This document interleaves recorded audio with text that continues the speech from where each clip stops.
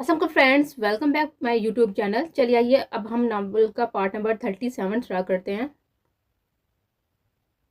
बेटा कहाँ जा रही हो? मुझे ऑफिस छोड़ दोगे? बड़े दिन हो गए हैं मैं ऑफिस नहीं गया। घर बैठ बैठ कर जी बढ़ गया है। नदीम जो कार की चाबी लिए लॉन्च से निकल रहा था, शहर साहब की आवाज़ पर रुका।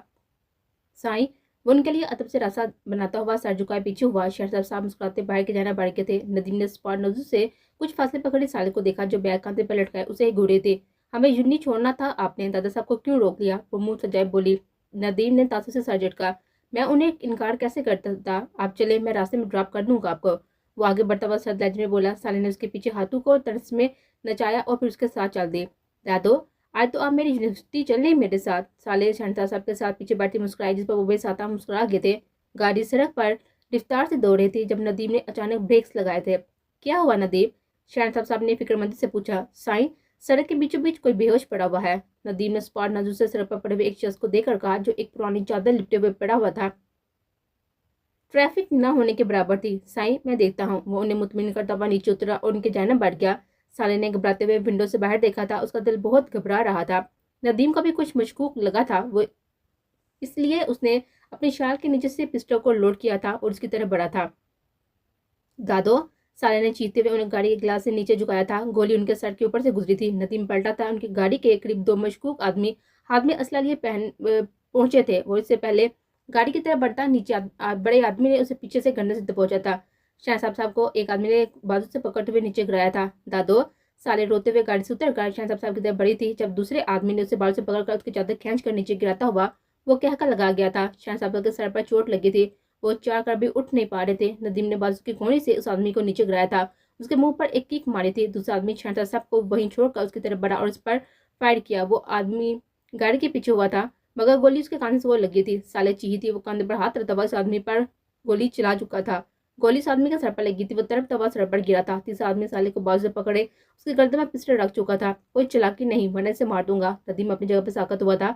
शहजाद साहब ने बेबस नजर से उसको देखा। उनकी नजरों के सामने का मंत्र धुंधला गया था, सर पर चोट लगने की वजह से। तुम लोग फिक्र मत करो, कुछ नहीं होगा। मुझे हैरत है, इस सस्ते एजेंट ने तुम सबको इतना डरा दिया, मगर वो कुछ भी कर सकता है। रियाज बेग ने इसे पटाकर बताया। पता तो उसे अब चलेगा जब उसके खानदान के अफराद पर हथला मुड़लाएगा। देखता हूँ किस किस को बचाता है साला। आकाश अफंदी ने हबासे से कहते हुए कहकर लगाया था। मुझे तो ये सोचकर डर लग रहा है कि अगर उसे पता चल गया कि आकाश अफंदी का और हमारे अगले मनसूबे का, तो वो। इब्राहिम बख्ती ने पेशानी मसलते हुए नीचे देखते हुए हड़बड़ा कर कहा, जिस पर रियाज बेग ने सर झटका। टाई की नोट टाइट करते हुए उसने सोफे से कोट उठा के लिए हाथ बढ़ाया, मगर वहां कोट ना पाकर वो चौंका था।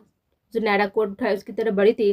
सत नजर से उसको देते हुए उसने हड़प को कोट पहनाया था। हड़प ने संजीदगी से उसको देखा था। क्या उस दिन के बाद आपकी शाबीर भाई से बात हुई? वो नजरें झुकाए बोली थी। नहीं, लेकिन मैं उन्हें कॉल करके माफी मांगने का सोच रहा था। वो कोट के बटन बंद करता हुआ संजीदगी से बोला। सुनैरा ने लब बीच कर सर को हमें हिलाया था। और आपने मुझे माफ करने के बारे में क्या सोचा? उसको देखते हुए कोट दुरुस्त करता हुआ बोला। जुनैरा ने गला साफ किया था। वो हल्का सा मुस्कुराया था उसका सुर देखकर।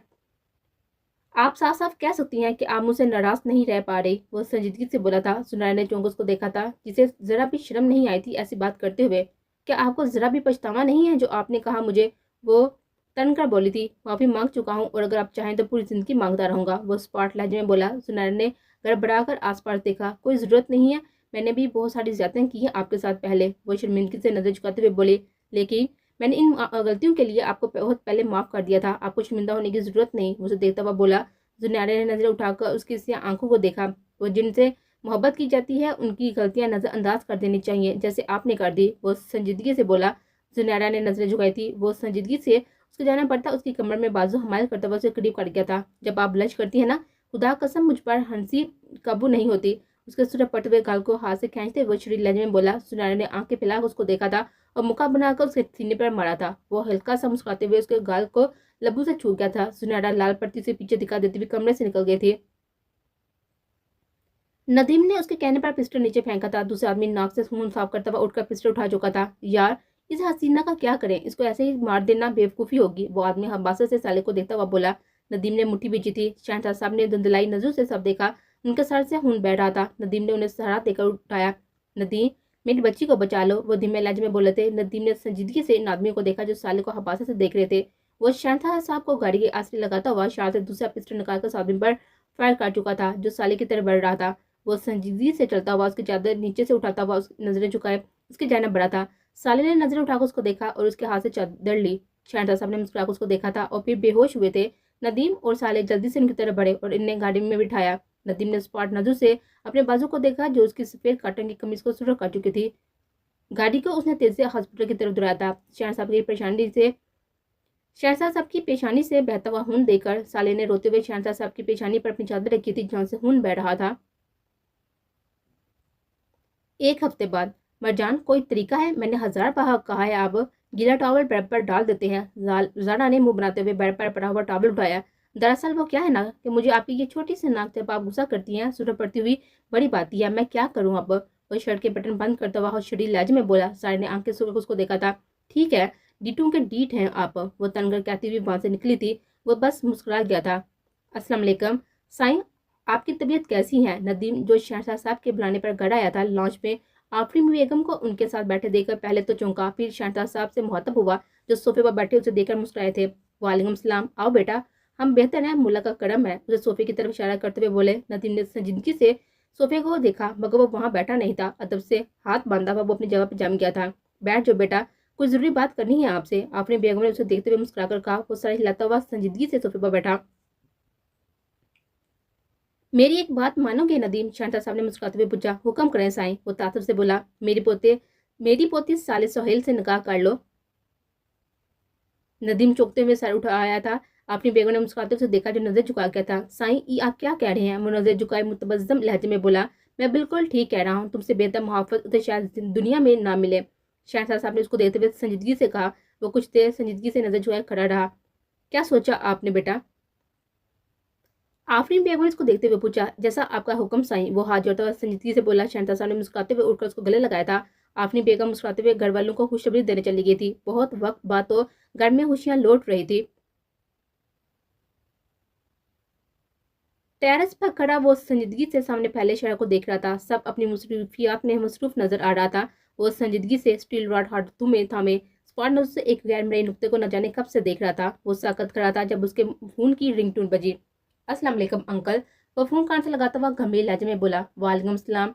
शाह बेटा, अशीष से बात हो सकती है? मैं कब से उसका नंबर ट्राई कर रहा हूँ, नंबर बंद है। इसकी गिरद रॉड पर मजबूत हुई थी, सरदार बड़ी थी उसने। अंकल, वो यहाँ नहीं है, वो संजीदगी से बोला। कहाँ है वो? आगा साहब की पेशमान आवाज आई थी।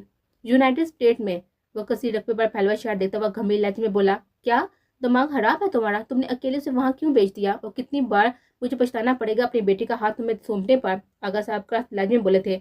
आपने कौन सा प्रोटेक्ट किया उसे अंकल? आपकी खुद की बीवी ने उसे जहर देकर जान लेने की कोशिश की। मुझे ये कहते हुए अच्छा नहीं लगेंगे, वो तंजिया अंदाज में बोला।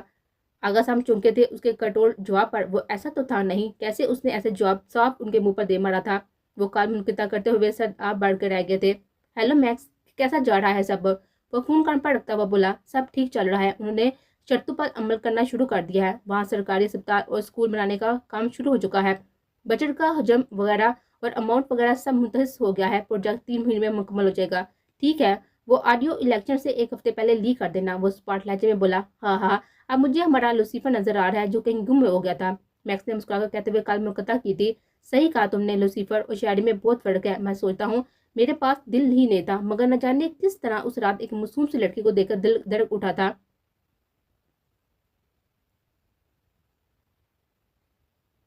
एक महीने बाद, इतने सीरियस क्यों रहती हो? मैंने तुम्हें पिछले महीने से मुस्कुराते हुए नहीं देखा। मैक्स ने कीबोर्ड पर उंगलियां चलाते हुए सच्चाई से कहा। क्या जरूरत थी उसे ऐसे घर से निकालने की? सच्चाई बताकर भी तो भेज सकते थे। मैक्स ने उसे सर नजर से देखते हुए पूछा।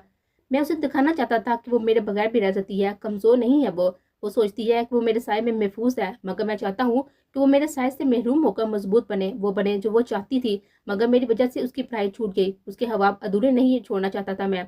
वो स्पार्ट नजर से मैक्स को देते हुए बोला। और जो हाल तुम्हारा हो रहा है, मुझे लगता है अगर 3-4 साल उसके बगैर रहे तो तुम हम सबको कच्चा खा जाओगे। मैक्स ने मुस्कुराहट दबाई।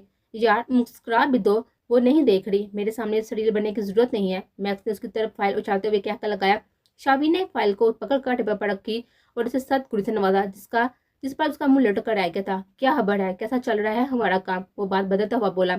जैसा चाहते थे वैसा चल रहा है लूसीफर, इनफैक्ट बहुत तेजी से काम जारी है। मैक्स ने मुस्कुराकर कंप्यूटर को देखते हुए कहा। वह फोन पॉकेट से निकालता हुआ कॉल कनेक्ट करता हुआ फोन कान से लगा गया। भाई, वो मोहब्बत सा मुस्कुराया था। साले की लाड बड़ी आवाज सुनकर मैक्स ने चौंक कर उसको देखा था। वो तो उसकी लाख कोशिशों के बाद भी मुस्कुरा नहीं रहा था।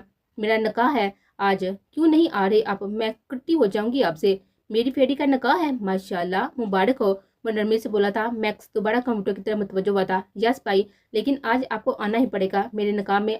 मेरा निकाह में आज रात है और आप आ रहे हैं बस, साले ने रोब से कहा था। उसे पता था उसके लाड उठाता था। ओके, मैं आ जाऊंगा, वो मोहब्बत सा मुस्कुराया था कहकर। ओ थैंक यू भाई, वो खुशी से कहकर कल मुनकत तक काट गई थी। मैक्स, कल इलेक्शन है, आज वो ऑडियो लीक कर दो, वो संजीदगी से कहता हुआ उसे देखने लगा जिस पर उसने सर हिलाया था। वो कंप्यूटर पर कुछ टाइप किया था। हो गया लूसीफर? हाँ हाँ, कितनी बड़ी धांधली काटी तुमने, अपना काम भी करवा लिया और बेचारों की ऑडियो भी लीक कर दी। मैक्स ने सर झुकते हुए तर्ज किया। वो फोन पॉकेट में रखता हुआ उठा था। मैक्स को फ्लाइट की टिकट बुक करने का कहकर वो ऑफिस से अपने अपार्ट की तरफ निकल गया था।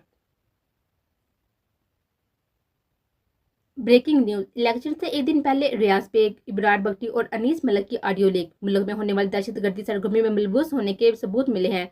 रियाज बेग ने डरते हुए टीवी बंद की थी और जल्दी से उठा और खिड़की से बाहर देखा, जहां FIR के ऑफिसर उसे अरेस्ट करने के लिए गेट से दाखिल हो रहे थे। मिस्टर रियाज बेग, आपके खिलाफ अरेस्ट वारंट है हमारे पास, एक ऑफिसर ने संजीदगी से उसको देखते हुए कहा। तो वो तो पसीना पसीना हो गया। ऑफिसर ने आगे बढ़कर उसके किराए पर हथकड़ी लगाई। ऑफिसर उसे लेकर बाहर निकल गए थे।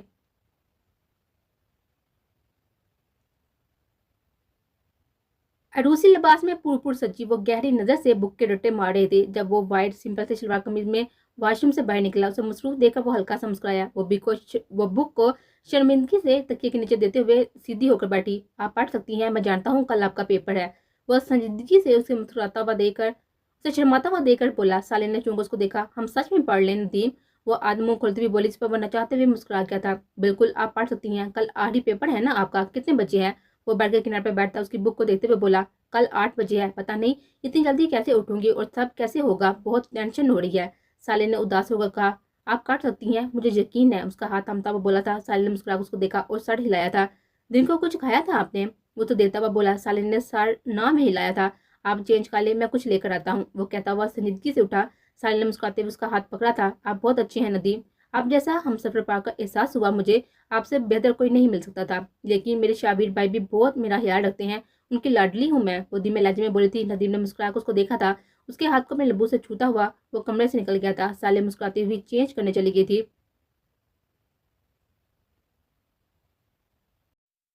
4 साल बाद यूनाइटेड स्टेट्स।